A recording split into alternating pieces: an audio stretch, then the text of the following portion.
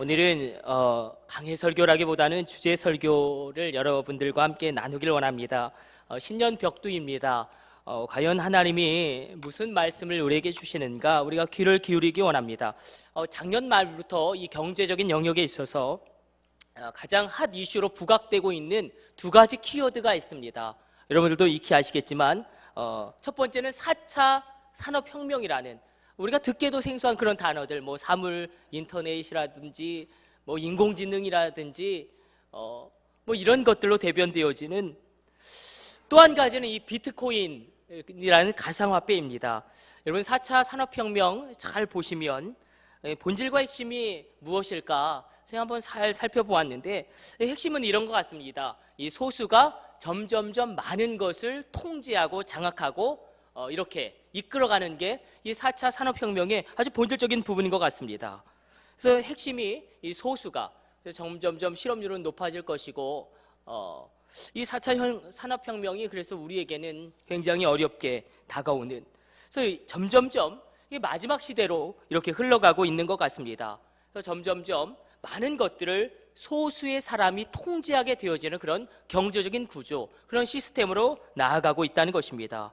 요한계시록의 말씀을 빗대어 이 시대를 해석해 본다면 점점점 그렇게 올라가다 보면 마지막 통제권자가 이 빅브라더라고 표현될 수도 있겠고 또 적 그리스도라고 표현될 수도 있는 그런 하나님을 대적하는 존재들이 교회를 핍박하고 성도들을 핍박할 것을 우리가 예견할 수 있습니다. 이런 연장선상에서 이 비트코인이라는 가상화폐가 있습니다. 1 비트코인이 얼마 할까요? 한번 비트코인 좀 띄워줘 보세요. 1 비트코인이 얼마 정도 할까요? 대략적으로 1 비트코인 한 10원 정도 할까요? 예. 억은 너무 많고 13만 원에서 15만 원 정도 한다고 합니다. 근데 이게 뭐가 문제냐면 베트남 전쟁 이전에는 미국이 달러를 찍어낼 때 금본위 제도를 유지했습니다. 1달러를 찍어내기 위해서는 1달러만치의 금을 보유하고 있어야지만 달러를 찍어냈습니다. 그러니까 달러의 가치를 금이 보증하는 것입니다. 그런데 베트남 전쟁 이후에 이 소련과 냉전이 시작되면서 미국이 위기감을 느끼기 시작합니다. 왜냐하면 이 소련의 과학기술이 장난이 아닌 것입니다. 특별히 소련은 우주 개척 분야에 있어서 미국과 우주 경쟁을 벌이는데 모든 측면에서 미국이 밀리고 있음을 이 미국의 리더들이 판단하게 됩니다. 단순히 우주 과학만 밀리는 게 아니라 과학과 수학과 그리고 모든 그런 것들, 첨단 기술과 그리고 또 군사 기술 분야에서 미국이 밀리고 있음을 그들이 보게 됩니다. 그래서 소련은 1957년에 최초의 인공위성도 띄우고 1957년에 이미 우리가 잘 알고 있는 이 가가린 최초의 우주인을 이 스푸트니크 2호에 태워서 우주로 보내기까지 합니다. 그래서 화들짝 놀란 거죠, 미국이. 미국의 리더들이 고민하기 시작합니다. 이 소련을 어떻게 이기고 소련을 어떻게 이 태평양으로 나오지 못하게 고립시킬 것인가. 그래서 그들이 발견한 게 이 화폐 가치예요.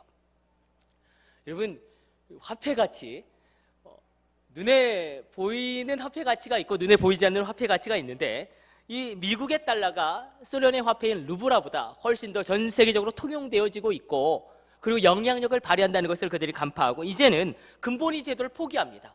그래서 금을 가지고 달러를 보증했는데 이제 필요 없다.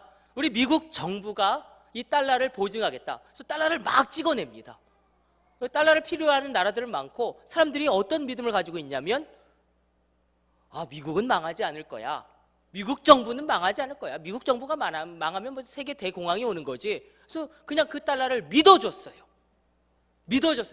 그게 우리가 잘 알고 있는 국가 신용 등급이고 국가 신용 등급에 따라서 화폐의 가치가 쥐락펴락되고 있는 이유가 거기에 있습니다. 사람들이 믿어줬더니 어떤 이 경제의 구조와 단위가 확 그 판도가 변해버린 것입니다. 여러분, 우리가 이것을 믿음의 힘과 능력으로 역사를 통하여 확인할 수 있습니다. 그래서 미국이 소련을 이기고 압도하고 소련을 붕괴시킵니다. 달러의 가치의 보증을 금에서 미국 정부로 바꾼 것입니다. 달러의 가치가 막강하기 때문에 앞으로 미국의 패권은 그래도 계속될 것처럼 우리에게 보여집니다. 그런데 이제는 여기서 한 단계 더 나간 게 이 비트코인이에요. 그러니까 비트코인은 어떻게 왔냐면 아주 성능 좋은 컴퓨터로 어려운 암호화 수학 문제를 풀면 이 비트코인을 개인이 얻을 수 있습니다. 근데 이 비트코인은 아주 나쁜 화폐예요. 아주 안 좋은 화폐예요. 그 가치를 금이 보증하지도 않고 정부가 보증하지도 않고 그렇다고 다국적 기업이 보증하지도 않습니다. 아무도 보증하지 않는데 그것이 버젓이 사용되어지고 있고 그것이 투기의 열풍을 일으키고 있습니다. 왜 그러냐면 사람들의 잘못된 믿음 때문에. 사람들이 지금 무엇을 믿고 있냐면 이 비트코인이 장점이 많죠.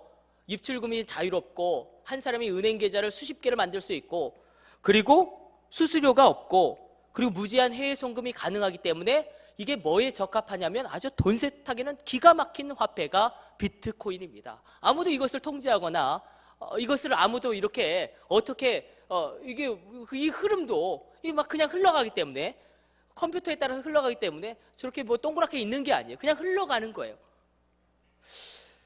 그래서 미국에서는 망했죠. 이게 비트코인이 투자한 사람들이 다 망했고 거의 다 마약 거래나 뭐 어둠의 경로의 배경이 되고 있는데 어쨌든 이것이 어떻게 변화될지는 모르겠지만 화폐 보증의 주체가 사실 없지만 굳이 찾자면 사람들이 믿는 거예요. 이 인터넷이라는 이 IT라는 시스템은 망하지 않을 것이다. 그러면서 이게 막 일어나고 있습니다. 자, 왜 이렇게 비트코인 이야기를 하냐면 여러분 믿음이라는 게 이렇게 우리의 실생활에도 엄청난 능력을 발휘한다는 것입니다. 사람들이 그냥 믿어졌어요. 미국 정부는 망하지 않을 거야. 달러의 가치는 여전할 거야. 그랬더니 세계 경제의 판도가 바뀌고 모든 영역에 있어서 변화가 일어납니다. 믿음은 장난이 아닌 것입니다. 자, 오늘 믿음을 이야기하고 있는데 성경은 우리에게 작은 믿음과 큰 믿음을 구별하여서 이야기하고 있습니다. 오늘 마태복음 8장을 보니까 풍랑 앞에서 두려워 떠는 제자들에게 예수님이 뭐라고 책망하시냐면 이렇게 말씀하십니다. 26절로 우리 한번 읽어보도록 할까요? 26절 같이 찾아서 합독합니다. 예수께서 이르시되 어찌하여 무서워하느냐? 믿음이 작은 자들아 하시고 곧 일어나사 바람과 바다를 꾸짖으시니 아주 잔잔하게 되거늘. 여기 믿음이 작다라고 표현되고 있어요. 원어로는 헬라어로는 올리고인데 리들의 의미를 가지고 있습니다. 적다라는 것입니다. 그러니까 우리가 먼저 개념을 딱 보게 되면 믿음도 다 똑같은 것이 아니라 많은 믿음, 큰 믿음이 있고 적은 믿음, 작은 믿음이 있다는 것입니다. 우리가 성경을 보게 되면 예수님께 정말 칭찬받았던 한 이방인 여자가 나옵니다. 수로보니게 출신 여인이 딸이 질병에 걸렸습니다. 귀신 들렸습니다. 불에도 몸을 던지고 물에도 몸을 던지는데 이 딸의 병을 고쳐주길 주님께 와서 간청합니다.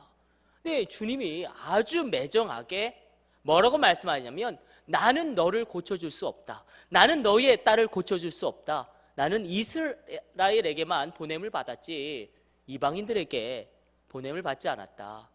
그러면서 뭐라고까지 말씀하냐면 자녀의 떡을 취하여 개들에게 던져줌이 마땅치 않다라고까지 말씀하십니다. 예수님이 이런 적이 없거든요. 예수님이 이런 적이 없어요.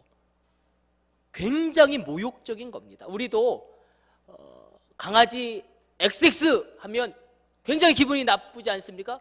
이스라엘 사람들은 더해요. 왜냐하면 개는 부정한 동물로 분류되기 때문에 개와 함께 있다는 것은 정함이 없다는 것을 그들에게 영적인 의미가 있기 때문에 개라고 지칭하는 것은 심각한 모욕이고 심지어는 살인을 일으킬 수 있을 정도로 모욕적인 말입니다. 이 말을 들었을 때에 그래 네가 얼마나 잘났냐 하고 수로보니게 여인이 돌아간 것이 아니라 뭐라고 이야기하냐면 개들도 주인의 상에서 떨어지는 부스러기를 먹지 않습니까? 근데 이 부스러기, 그 부스러기 은혜만이라도 우리에게 허락해 주신다면 우리가 능히 회복될 수 있겠나이다. 그때 예수님이 깜짝 놀라시면서 뭐라고 말씀하시냐면 여인아 너의 믿음이 크도다. 평안히 가라. 따라 너의 믿음대로 될지어다. 큰 믿음을 칭찬하셨습니다. 작은 믿음이 있고 큰 믿음이 있습니다. 작은 믿음이 한번 순종해 보는 것이라면 큰 믿음은 끝까지 순종하는 것입니다. 우리 한번 믿음으로 고백해 봅시다. 순종은 순종으로 끝나야 한다. 그래야 끝까지 우리가 순종할 수 있습니다. 작은 믿음은 주님 앞에서 한번 기도해 보는 것이라면, 큰 믿음은 이 눈물의 기도로 끝내 하나님의 결제를 받아내는 기도가 바로 큰 믿음의 기도라는 것입니다. 내가 기도해도 문제가 해결되지 않고 어려움은 가중되고 있고 현실은 전혀 변한 것이 없고, 그럼에도 불구하고 기도의 자리를 지키면서 끝내 응답받는 그런 믿음을 가지고 있을 때에 이 수르보니게 여인의 믿음을 크다라고 주님이 칭찬하셨습니다. 또 우리가 마태복음 8장을 읽었죠. 큰 믿음은 예수님 대신에 바다와 풍랑을 향하여 잠잠하라라고 명령하는 믿음인 것입니다. 우리가 신년 벽두에 우리 영혼을 향하여 한번 이렇게 선포하고 고백해 보기를 원합니다. 내 영혼을 향하여 한번 내가 선포하는 것입니다. 우리 저를 따라서 나의 영혼을 향하여 선포합시다. 내 영혼아 잠잠하라. 내 영혼아 평안하라. 내 영혼아 기뻐하라. 우리 영혼이 그렇게 확 살아나는 은혜가 오늘 이 아침에 저와 여러분 가운데 있게 되기를 축원합니다.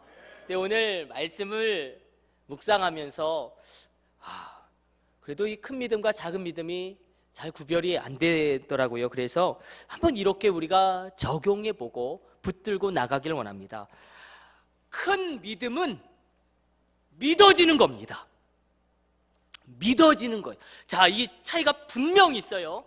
내가 믿기를 원하는 것과 믿어지는 것은 분명한 차이가 있죠.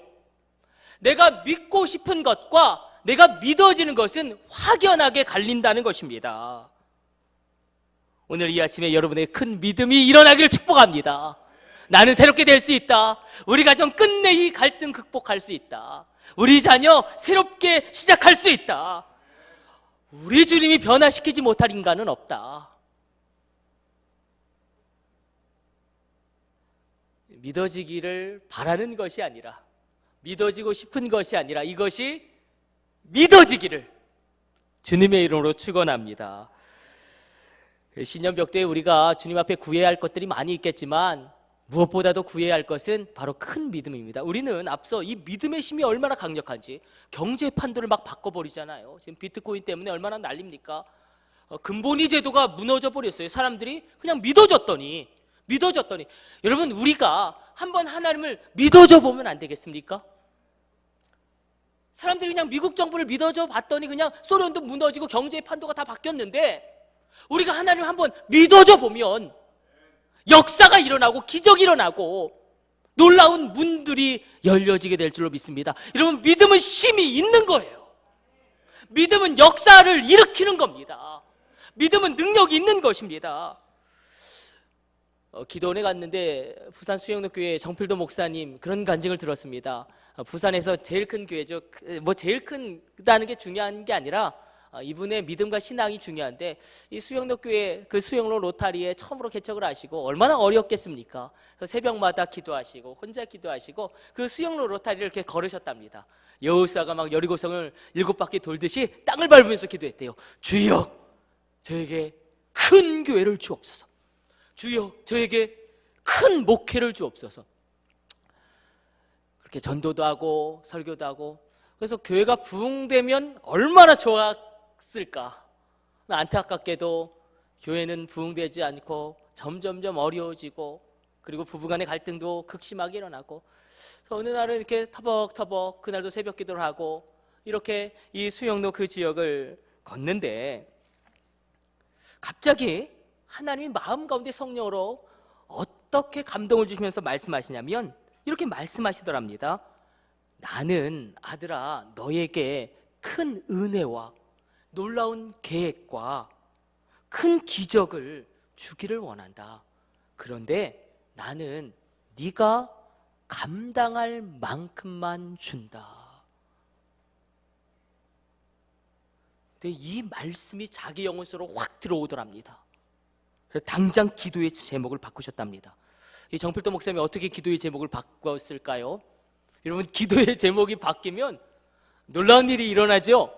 기도의 제목이 어떻게 바뀌었냐면, 주여 나에게 큰 믿음을 주옵소서. 우리도 이렇게 구해야 하지 않겠습니까? 하나님, 사명을 감당할 큰 믿음을 주옵소서. 하나님, 말씀을 현실화시킬 수 있는 큰 믿음을 주옵소서.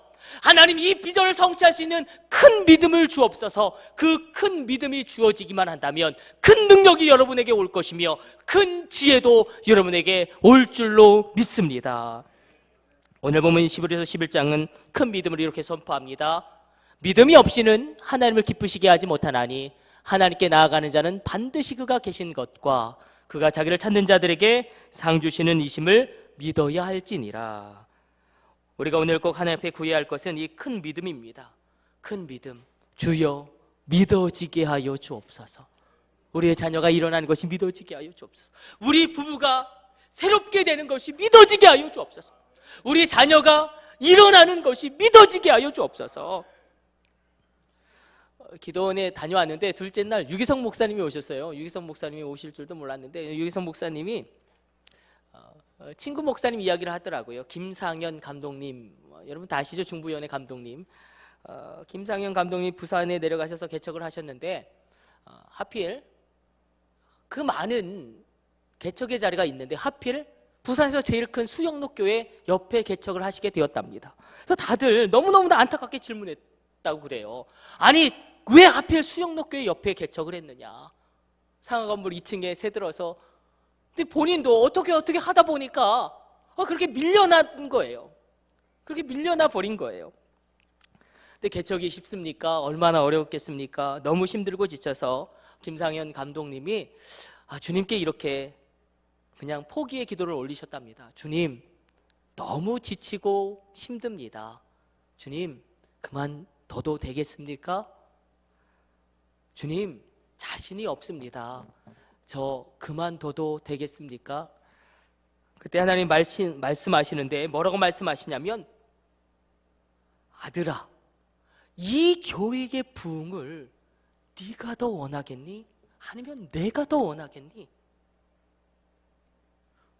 그렇게 말씀을 하시더랍니다. 그래서 정신이 번뜩 들더래요. 그래서 바로 그렇게 대답하셨대요.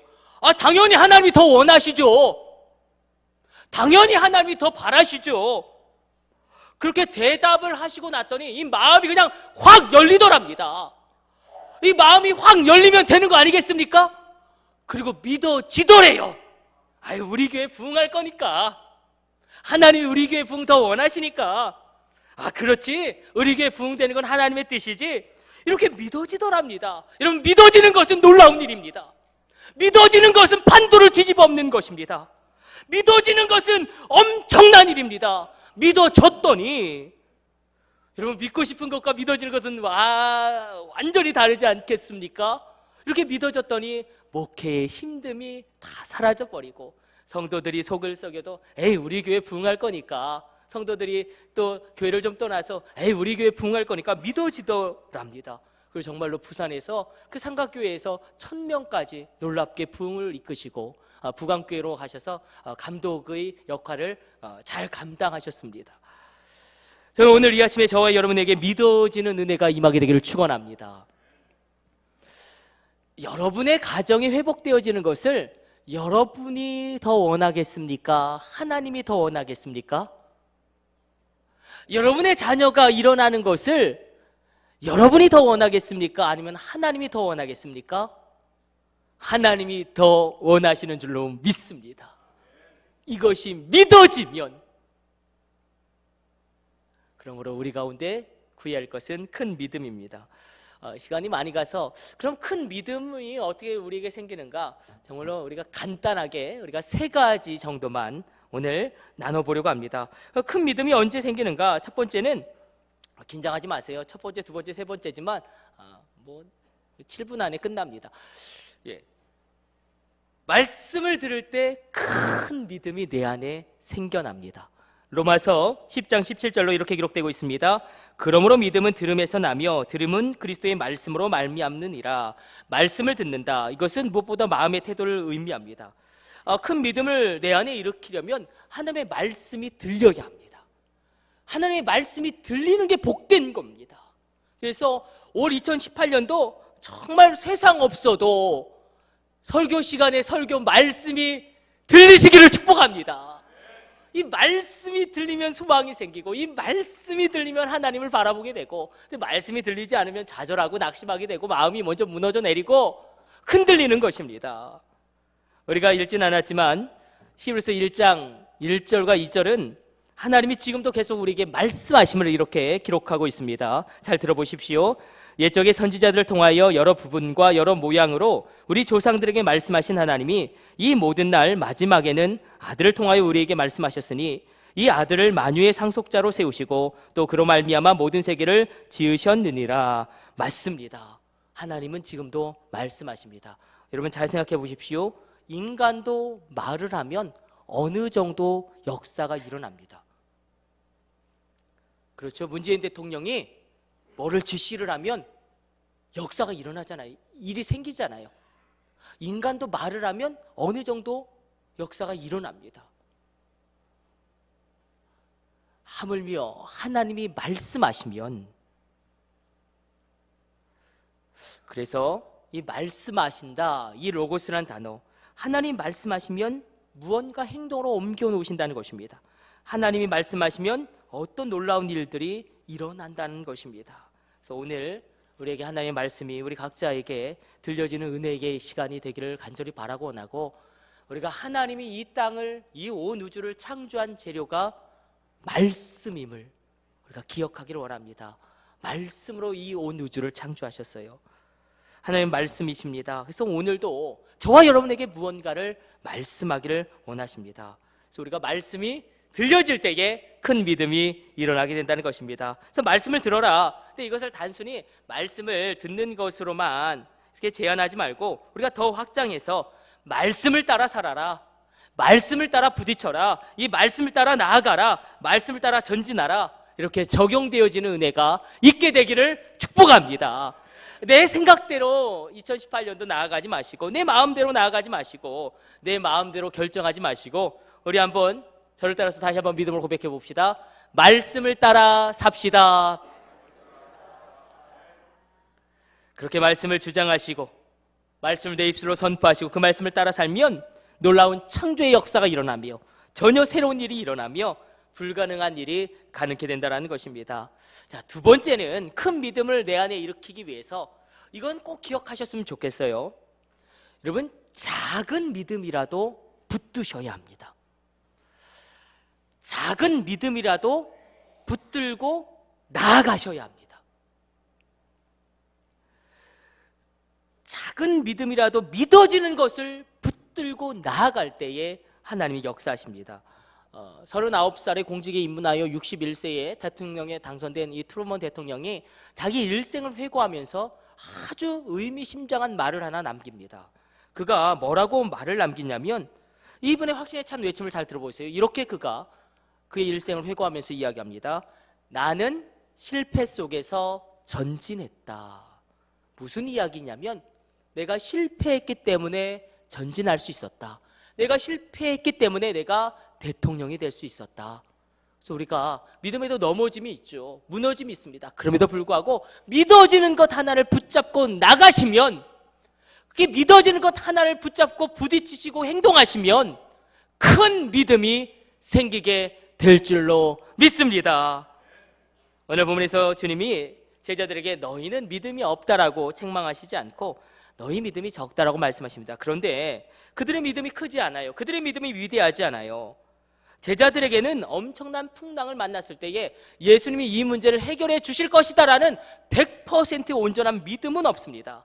다만 어떤 믿음이 있냐면, 혹시 우리 주님이 우리의 문제를 해결해 주실지도 모르겠다, 이런 작은 믿음이 그들에게 있었습니다. 그런데 이 제자들이 정말로 중요한 점은 그 믿음을 사용했다는 거예요. 그 작은 믿음을 사용해서 어떻게 사용하냐면 주님을 흔들어 깨웁니다. 우리 주님은 혹시 이 풍랑의 문제를 해결해 주실지도 모르겠다. 그 작은 믿음이라도 붙잡고 그것을 사용했어요. 그래서 주님을 깨운 거예요. 친히 주님이 그때 일어나셔서 바다를 꾸짖으시고 바다를 잠잠케 하십니다. 그 풍랑을 완전히 평정시키십니다. 지금 우리 가운데 풍랑 중에 있는 분들도 있을 것입니다. 경제의 문제, 자녀의 문제, 여러 가지 풀리지 않는 고민들, 주님 앞에 내려놓는 기도의 자리로 여러분을 초청합니다. 기도로 주님을 깨우십시오. 우리 한번 다시 한번 고백해 봅시다. 작은 믿음이라도 붙잡아라. 다시 한번 믿음을 선포해 봅시다. 작은 믿음이라도 사용하라. 이게 중요합니다. 작은 믿음이라도 그게 믿어지면 붙들고 가는 거예요. 내가 우리 자녀에게, 우리 사랑하는 가족에게 복음을 전할 때에 믿어지진 않아요. 이 사람이 확실하게 예수 믿고 변화될 거다. 근데 작은 믿음이 하나 생겨요. 혹시 교회 다닐 수 있지도 않을까. 그 작은 믿음 붙잡고 전도하는 것입니다. 나를 얽매이는 문제들과 한계들, 해결될 것 같지 않은 큰 문제들이 분명히 있습니다. 그래도 하나님을 믿고 나갈 때에 혹시 알아? 하나님이 도와주시면 열리게 될지 혹시 알아? 이렇게 작은 믿음이라도 붙잡고 작은 믿음이라도 사용하며 나갈 때에 벽이 뚫리고 시온의 대로가 열려지는 은혜가 있다는 것을 우리가 붙들기를 원합니다. 내 안에 질병이 있고 나의 가정 가운데 질병이 있습니다. 내가 기도한다고 100% 나을까? 믿어지진 않아요. 그런데 어떤 믿음이 생기냐면 주님이 한번 만져주시면 혹시 변화되지 않을까? 주님이 한번 만져주시면 깨끗함을 입지 않을까? 근데 언제 역사가 일어납니까? 작은 믿음이라도 그것을 붙잡았을 때에, 작은 믿음이라도 그것을 사용할 때에 이런 놀라운 역사가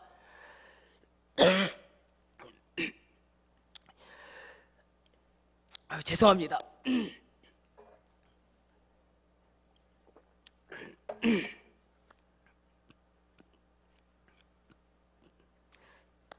일어났다는 것입니다. 그래서 우리 가운데 이런 믿음이 있으면 좋겠습니다. 우리 정말로 다시 시작할 우리 믿음, 마지막 한번 이렇게 정리하고 마지막 말씀 나눠보기를 원합니다. 우리 같이 한번 이렇게 고백해 봅시다. 나는 죽었습니다. 이 믿음이 일어나야 돼요. 나는 죽었어요. 나의 옛사람, 그 서슬프런 자아, 그 교만했던, 그 욕망에 찌들었던, 중독에 찌들었던 그 옛사람은 십자가와 함께 못 박혀 죽었습니다.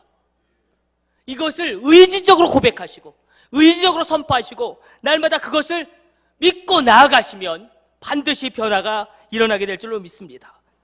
그래서 우리가 이렇게 기도하기를 원해요. 정말로 어떤 사람도 주님이 변화시키지 못할 사람은 없다. 그리고 정말 주님, 나도 변화될 수 있고 나도 새로워지기를 원합니다. 예수님 안에서 어떤 사람도 변화될 수 있다는 증거가 바로 내가 되게 하여 주옵소서. 우리가 그렇게 기도하며 나가기를 원합니다. 마지막 세 번째로, 큰 믿음은 언제 생기느냐? 사실 이것 때문에 우리가 여기까지 달려온 거예요. 우리가 믿음에 있어서 절대로 실수하면 안 되는 결정적인 순간들이 옵니다. 가령 순교해야 하는 그런 순간이라든지, 믿음에 있어서 절대로 실수하면 안 되는 그 결정적인 순간들, 그 순간에 우리 가운데 큰 믿음이 일어나기 위해서는 천국과 지옥을 확신해야 합니다. 여러분, 세상이 보기에는 우리가 비참한 자 같지만 우리는 비참한 자가 아닙니다. 세상이 보기에는 우리가 불쌍한 자 같지만 우리는 불쌍한 자가 아닙니다. 사도 바울의 고백처럼 모든 것을 잃었으나 모든 것을 다 가진 자로다. 그것이 바로 우리인 줄로 믿습니다. 그래서 천국과 지옥을 확신할 때에 큰